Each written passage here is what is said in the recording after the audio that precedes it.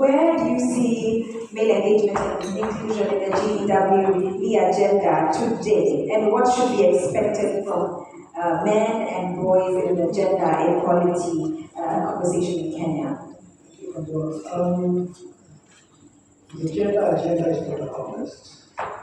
So as we come in as well, our work is to support and protect the gender equality and women empowerment gains that have been gained in the movement since inception.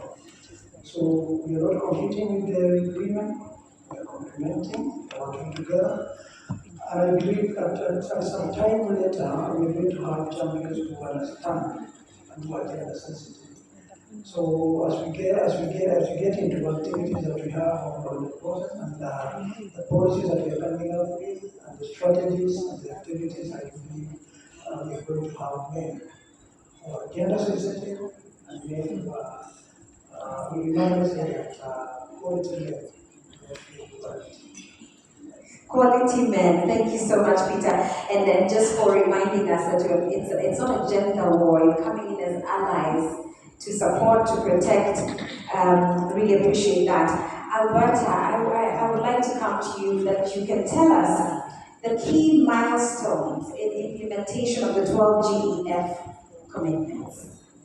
Thank you, Kabua. I'll start by saying that the 12 GF commitments actually help us also solve the idea about challenge explanation in terms of monitoring our progress.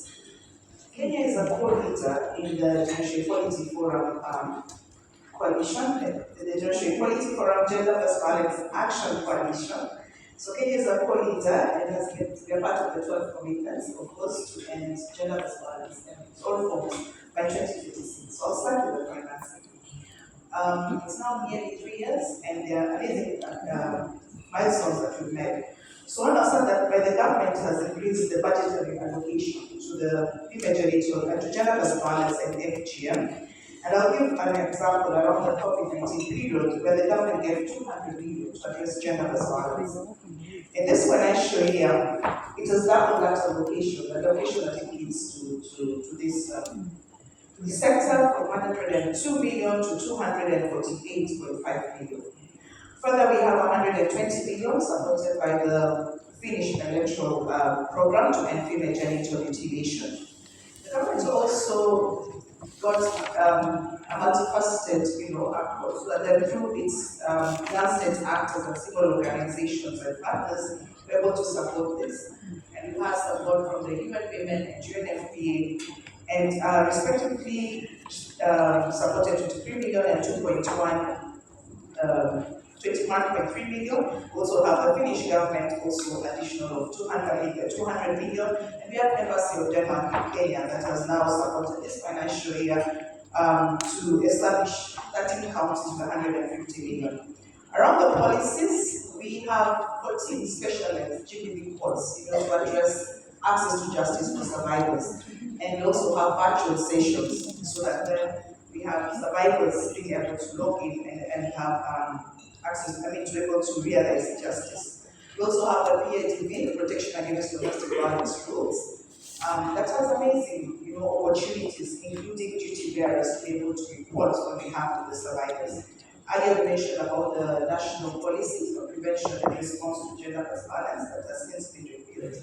We have the Polycare policy that was launched in 2022 by the IG, Inspector General of Police, and since then gazetted 2 Polycare centers in Nairobi and Nairobi. So that's also progress around that.